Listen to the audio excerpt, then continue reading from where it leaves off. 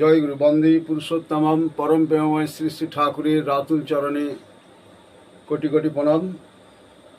শ্রদ্ধেয় সকল দর্শক মণ্ডলী, শ্রোতা মণ্ডলী, সকলকে আমার ইষ্টানুগ শ্রদ্ধা ভক্তি ভালোবাসা জানিয়ে শ্রী শ্রী ঠাকুরের আলোচনা প্রসঙ্গ থেকে পাঠ করছি। ভাগবতী গ্রন্থ শ্রী শ্রী ঠাকুরের আলোচনা প্রসঙ্গ পাঠ করছি। আলোচনা প্রসঙ্গের 24শে পৌষ শনিবার 1349 ইংরাজি 9/1/43 সাল। শ্রী শ্রী ঠাকুরকে প্রশ্ন করাচ্ছে। শ্রী শ্রী ঠাকুর প্রাতে হিমায়তপুরে শ্রদ্ধেয় খেপুদার বারান্দায় বসা, নবীন প্রবীণ অনেকে তার চতুর্দিকে।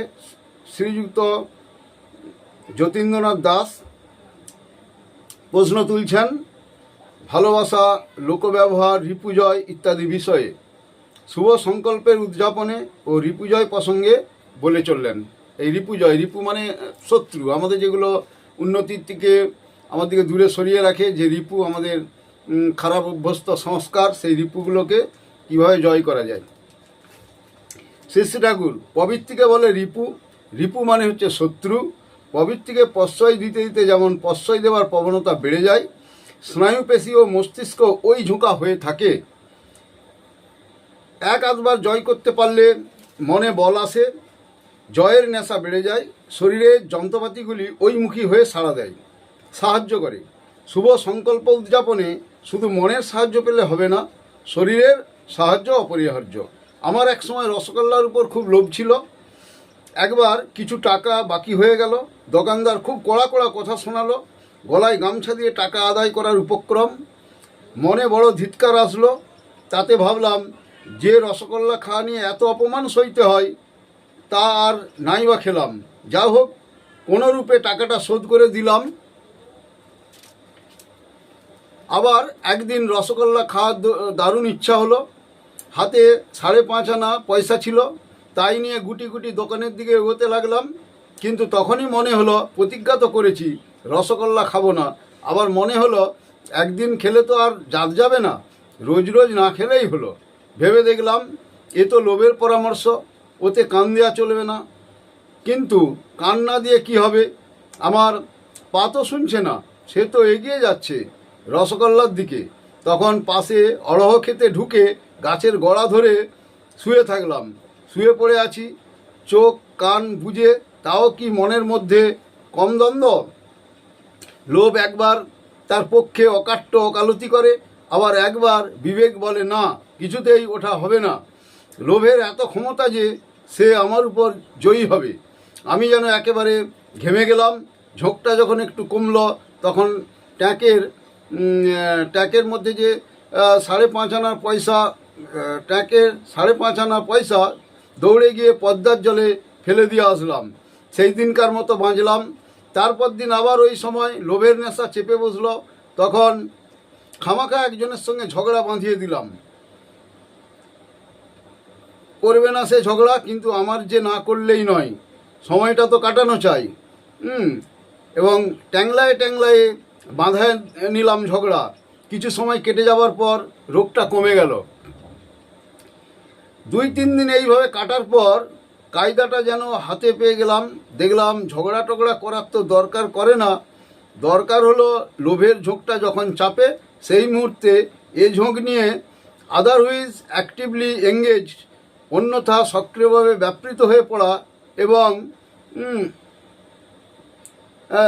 ইরেস্টেবল আর্জ, অদম্য আগ্রহ নিয়ে যে কোনো প্রবৃত্তি হাতে আনার ব্যাপারে ওই কৌশলটি প্রয়োগ করলে চলে। কত মাতাল পর্যন্ত মদের নেশা ত্যাগ করেছে এই টুকটি খাটিয়ে। তবে ভিতরে আন্তরিক ইচ্ছা চাই, তাহলে 3 তুড়ির ব্যাপার, কঠিন কিছু না। আমার দেখা আছে, আমি তো গাছ পাথর না। প্রবৃত্তি কি প্রবল সম্বেগ, সে আমার বিলক্ষণ জানা আছে। আর ছোট ওই কৌশলটি প্রয়োগে তা কত সহজে আয়ত্তে আসে, তাও ভুরি ভুরি দেখেছি। রসগোল্লা আমি আজকাল খেলেও তখন পুরো 3 বছরের মধ্যে রসগোল্লা ছুঁইনি। যখন দেখলাম আগের মতো কাবজে করতে পারবে না, তখন থেকে সেই দিন একটি মা এলেন, হাতে একটি অ্যালুমিনিয়াম পাত্র, মাটি এসেছেন দিনাজপুর থেকে। শ্রী শ্রী ঠাকুর দেখে সল্লাসে বলে উঠলেন, তোর হাতে কি রে? উক্ত মা, নাটোরের কাঁচাগোল্লা। শ্রী শ্রী ঠাকুর, সে কি, কস কি? নাটোরের কাঁচাগোল্লা, দেখা তো দেখি। মাটি ঢাকনা খুলে দেখালেন। শ্রী শ্রী ঠাকুর হাসতে হাসতে, বেশি সময় খুলে রাখিস না, এবং খুশবো এবারে যাবি, যা বড় মায়ের কাছে দিয়াই গিয়ে। একে একে বারিন্দির বামুন শ্রী শ্রী ঠাকুর, তাতে নাটোরের কাঁচাগোল্লা, বেশি সময় দেখালি কি আর রক্ষে আছে? শ্রী শ্রী ঠাকুর বালক সুলভ আনন্দ দেখে সকলেই হাসছেন। এটি আলোচনা প্রসঙ্গ চতুর্থ খণ্ডে আছে। আবার 7ই আশ্বিন বৃহস্পতিবার 1349, ইংরাজি 24/9/42 সালে কেষ্টদা ভট্টাচার্য বরিশাল উৎসব অন্তে আজ সকালে আশ্রমে ফিরেছেন। শ্রী শ্রী ঠাকুর মাতৃ মন্দিরের দক্ষিণ দিককার বারান্দায় তক্ত বসে আছেন। অনেকে এসে প্রণাম করছেন। শ্রী শ্রী ঠাকুর আগেই খবর পেয়েছেন কেষ্টদা কাছে আসতে দেরি হচ্ছে, তাই ঠাকুর উসঘুস করছেন। এমন সময় কেষ্টদাকে আসতে দেখে শ্রী শ্রী ঠাকুর আনন্দে গেয়ে উঠলেন, হ্যাঁ, রুমুঝুমু রুমুঝুমু রুমুঝুমু কে এলো নপুরো পাই। কেষ্টদাও হাসতে হাসতে এসে শ্রী শ্রী ঠাকুরকে প্রণাম করলেন। এবং পণ্ডিতের, কেষ্টদার বড় ছেলে, হাতে একটা হাঁড়ি দেখে শ্রী শ্রী ঠাকুর জিজ্ঞাসা করলেন, কি মাল রে পণ্ডিত? রানাঘাটের পান্তুয়া লালমোহন লেডিকে নি। শ্রী শ্রী ঠাকুর, জবর মাল আনিছিস তো? কড়া মিষ্টি আছে তো? মিষ্টি যদি মিষ্টি না হয় তাহলে আর খাই কি? আনার আগে খেয়ে দেখেছিলি? পণ্ডিত, আজ্ঞে হ্যাঁ। শ্রী শ্রী ঠাকুর, খাবার জিনিস আনতে গেলে আগে খেয়ে দেখা ভালো। এরপর সদ্য কেষ্টদার প্রতি সস্নেহে ঝাঁকি মেরে বললেন, আমার কাছে আগায় বসেন, গল্প শুনি। এবং এটি চতুর্থ খণ্ডে আলোচনা প্রসঙ্গ। চতুর্থ খণ্ড 16ই পৌষ বুধবার 1348 সাল, ইংরেজি 31/12/48, শ্রী শ্রী ঠাকুর বৈকালে হিমায়তপুর মাতৃ মন্দিরের উত্তর দিকে বকুলতলায় একখানি বেঞ্চে বসেছেন। আরও একটু উত্তরে কয়েকটা বাবলা গাছ, তার পাশে ফিলান্থ্রপি অফিস, কাঠের ছোট ঘর, পূর্ব দিকে কিশোরীদার ঘর, পেছনে কেষ্টদা ভট্টাচার্যের ঘর, পশ্চিম দিকে ডিসপেন্সারি, পোস্ট অফিস ইত্যাদি, মাঝখানে চাপচাপ দুর্বাঘাস, কোথাও একেবারে পরিষ্কার প্রাঙ্গণ। বাবলা গাছের ফাঁক দিয়ে শীতের পড়ন্ত রোদ প্রাঙ্গণে ছড়িয়ে পড়েছে। অনেকে বসে যান। শীতের ঋত্বিক অধিবেশন চলছে। খুলনা শহর, বরিশাল, ফরিদপুর, ঢাকা, ময়মনসিংহ, পাবনা, রাজশাহী, রংপুর, মালদহ, মুর্শিদাবাদ, নদিয়া, 24 পরগনা, কলকাতা, আসাম প্রভৃতি নানা স্থানে দাদামায়েরা এসেছেন। আশ্রম লোকে লোকারণ্য এবং আগ্রাকুল সন্তানদের পেয়ে শ্রী শ্রী ঠাকুর মহা উল্লাসিত। সকলেই ভাই ভাই পিতার চরণতলে সমবেত হতে পেরে সকলেই মহা আনন্দ। এবং প্রমোদদা বললেন, গাড়িতে আসার সময় একজন মাতাল আমাদের কামরায় বড় হল্লা করছিল। একটা মাতাল কামরায় বিরাট হল্লা করছিল। শ্রী শ্রী ঠাকুর সমবেদনার সুরে বলতে লাগলেন, অনেকে মদ খায় জীবনের দুঃখ জ্বালা ভুলে থাকার জন্য, কিন্তু মদ খাবার পর সাময়িক উত্তেজনা যেমন আসে, তারপরই আসে ঘোরতর অবসাদ।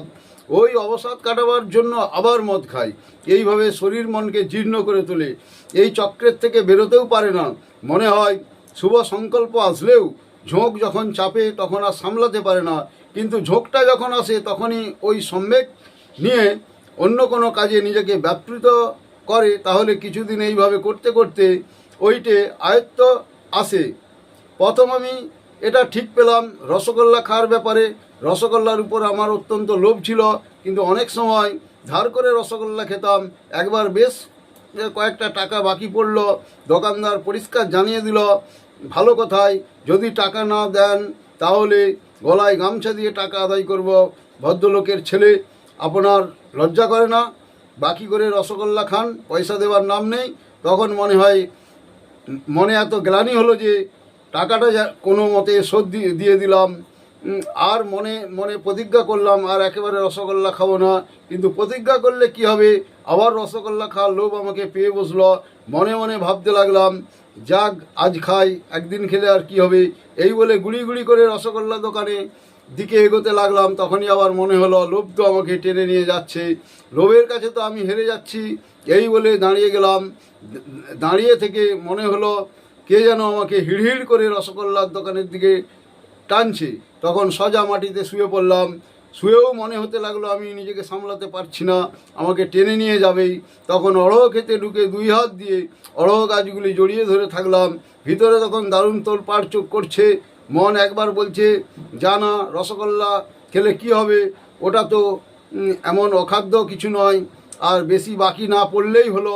এমন সময় মতো যদি শোধ দিস কিংবা বাকি না করিস তাহলে তো ক্ষতি কী। পরক্ষণেই বলছে না, লোভকে প্রশ্রয় দিলে তো আর পেয়ে পেয়ে বসবে, খাওয়া হবে না। এইভাবে প্রায় ঘন্টাখানেক কেটে গেল। তারপর দেখলাম রসগোল্লা খাবার ঝোঁকটা যেন কমে গেল। ধীরে ধীরে বাড়ি আসলাম। দ্বিতীয় দিন ওই সময় মায়ের কাছে মার খেয়ে কেটে গেল। তৃতীয় দিন আবার যাব মন করতেই হেমচৌধুরী প্রতিবেশীর সঙ্গে ইচ্ছা করে ঝগড়া বাঁধিয়ে দিলাম। সে ঝগড়া করবে না, কিন্তু আমার যে ঝগড়া না করলেই নয়, আমার যে সময়টা কাটিয়ে দেওয়া চাই। তারপরে মনে করলাম অড়হ খেতে সবারই বা কী দরকার, খামোখা ঝগড়া বাঁধারই বা কী দরকার। ব্যাপারটা হলো ঝোঁকটা যখন চাপে তখন অন্যভাবে ব্যস্ত হয়ে সময়টা কাটিয়ে দেওয়া। তাই রোজ বুদ্ধি করে সময়টা একভাবে কাজে ব্যস্ত হয়ে কাটিয়ে দিতে লাগলাম। কিন্তু তা সত্ত্বেও পুরো 3 বছরের মধ্যে আর রসগোল্লা খাইনি। যে কোনো প্রবৃত্তিকে এইভাবে বসে আনা যায়। ছোট্ট একটা জিনিস, অনেক মাতাল, অনেক দুশ্চরিত্র এই সামান্য তুক প্রয়োগ করে ভালো হয়ে গেছে। তবে ইচ্ছা অনুশীলন একসঙ্গে দুটি জিনিস চাই। তো শ্রী শ্রী ঠাকুর কীভাবে লোভকে জয় করা যায় তার নিজের জীবন দিয়ে যেটা অনুভব করেছেন সেটা এখানে ভক্তদের কাছে বলেছেন। তো পূর্বতন অবতার রসুলের জীবন কাহিনী তো আমরা জানি। রসুলের কাছে একটি মা তার ছেলেকে নিয়ে এসেছেন। রসুল ভক্তদের সঙ্গে ভগবান রসুল, ইসলামে ভগবান রসুল এবং আল্লাহ তিনি আলোচনা করছেন নানা রকম। মাটি বললেন যে বাবা, আর আমার ছেলেকে একটু আশীর্বাদ করে ভালো করে বুঝিয়ে দাও এবং আশীর্বাদ করুন যাতে সে রসগোল্লা সে গুড় খাওয়া ছেড়ে দেয়। তো খুব গুড় খায়, আর গুড় খাওয়ার ফলে তার শরীরে নানা রকম সমস্যা হয়। তো এই কথা শুনে হযরত রসুল কিছুই বললেন না। তিনি বললেন যে তুমি 1 মাস পরে এসো। 1 মাস পরে।